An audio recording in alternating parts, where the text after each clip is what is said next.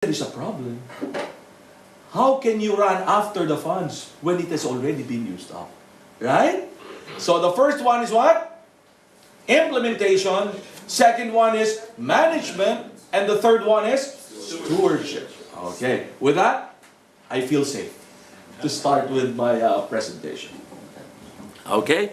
Now let me start with the basics, as I call this. Just sit down. Maybe you were tired from last night's work. Okay, you extended your working hours. Just listen. Okay, I hope that you're able to remember something at the end of the day. Now, have you heard of doing good in the world? The motto. You've heard that, right? Yes. Who coined that? Doing good in the world. Who knows? Who coined that? That was taken from a famous Rotarian who became Rotary president in 1917. Okay. Oh yes, Arch Klump. Okay, I heard that just like more recently you have an Arch Klump donor here. Yes? Is he here? Yes. Oh yes, we should make him stand. Of course. Of course.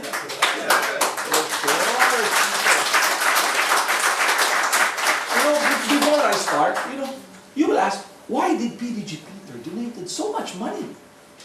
Where did it go? Usually that's the question of Rotarians. A Rotarian in the Philippines approached me. He said, how come the district is always explaining how to collect, how to generate, right, income? But did you ever consider telling Rotarians, where will the money go? Okay? Where will it be used? The fund donated by PDG Peter will go a long way in the community service of Rotary International, in partnership with the Rotary Foundation. Maybe you will not see it here in Hong Kong, because you're financially sufficient. But in other parts of the world, maybe in Africa, maybe in Afghanistan, maybe in Pakistan, maybe in India, or maybe in China. Okay? As I was discussing with your senior officers here, district officers, that is a way to be able to help. Okay? So doing good in the world. And kindly take note that this was passed and confirmed through the Council of Legislation in 2007. And let me read this to you. To enable Rotarians to advance world understanding, goodwill, peace through improved health, support of education, and alleviation of poverty. That is why we are here today. We are not only a social club. Do you agree with us? We're not only a social club that makes us different from the rest. Yes, we do fellowship, but we do a lot of service. Okay? Now, let me now move on. Here. The future vision, plans, and goals. Look at this line. Simplify programs and processes. Now, you will tell me, one of you will tell me from one club, why simplify? It's complicated. It's complicated. It's not simple. Why did they say that it will simplify? It will simplify because now the implementation is very clear. From the time, take note, from the time that you make a proposal, you plan, from the time that you try to implement the project, until the time that you complete and close the project. Even retention of documents is there. Unlike before, I give you an example. When I was a new Rotarian, I was surprised. Completely surprised. That's why I completely agree with the future vision. There was this matching grant. I was a new Rotarian. I was not familiar with the rules on the Rotary Foundation. And there was this past president. Okay? And there was what you call he has a matching grant that the president, of course, knew. Only the president and the chairman knew what's happening. And they would call the members, we will be having a project here in connection with the matching grant. And if you attend, okay. If you don't, it's also okay. Then when they submitted the report, it's a report. It's just a report that they have mastered it. And now Rotary, of course Rotary accepts it because of the four-way test. Honesty and integrity. Is that right? But of course, you cannot expect that from everyone. So that is why there is a small slide, okay, to the future vision plan. Focus. The second is focus Rotarian service efforts to increase global impact. You know, this is now what? An era of globalization, right? It's very easy, according to our district governor, to bridge what? Past district governor, Peter, bridge continents, right? Build community and bridge continents. If you want to know something about Hong Kong, you just check it out in the computer, you would know, right? If you would want to know anything about myself, you just check it out. Is he for real? Right?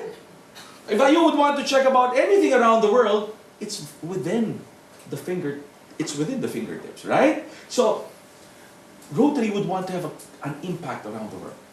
And let me share this with you. I know your past district governors are aware of this. You know, when you attend a training of DGEs, you will be there come January, right? DGE, that's the zone, and then you will have the San Diego. You know, you will see all of the district governors, and you will see how global we are. We have more than 500 districts that support global and local efforts. You continue what you have been doing. Next, increase sense of ownership. You know, do you want to say that my club had this project? Is that right? It's ownership. We did something good. That's why when you get to meet with Rotarians, you will say, you know, this particular project is our project. Is that right? It's very difficult to meet Rotarians and you will say, you know, our club would only meet every Wednesday and we eat. What else do? We eat. We eat and drink. We're happy, right? So, it's increased sense of ownership. And the next is what? Enhance Rotary's public image. Okay? I'll move on. Here. This is the most basic. You know, maybe Kenneth, class president, could campaign, right? Let us, or the district governor will campaign. Let us give to the annual programs fund. Some of you would say, where will it go? How will it benefit my district, right? This is how it goes. If by chance, and I know your contribution is more than 200, this is very small. Maybe this is for Philippine standards, right? 200,000. But I know that in your district, at one instance, you had more than $1 million, right? US dollars. You had 850,000 US dollars. You had 650,000 US dollars, and that's great. Half of that goes back to you.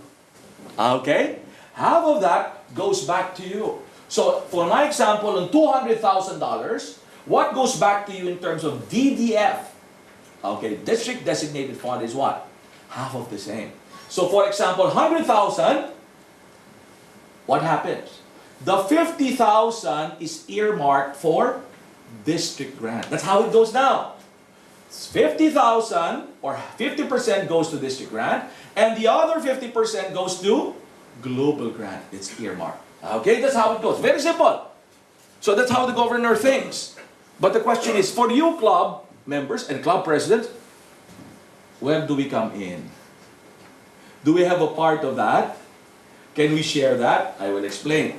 Okay, now, let's proceed. Have you heard of these areas of focus? Presidents, have you heard? Rotarians? Yes. You know, with this new program, please take note of the 6 areas of focus.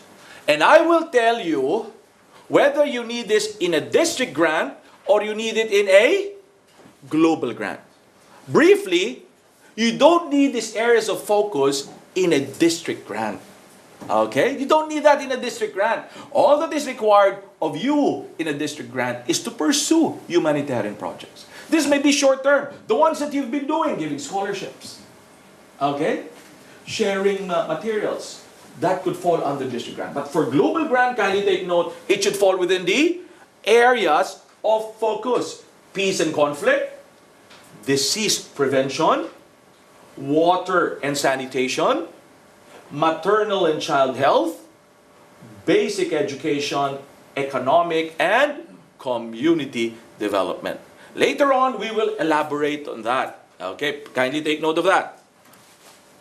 This is the new grant model, as I mentioned. Okay? This is the new grant model that you have. This is Rotary Foundation District Grant and Rotary Foundation Global grant. And let me share this with you. In global grant, you have two possible kinds, right? The club and district partnership, and the other one is the package grants. Okay? The other one is package grants, wherein the Rotary Foundation could fund it completely if you could package it to them. Okay?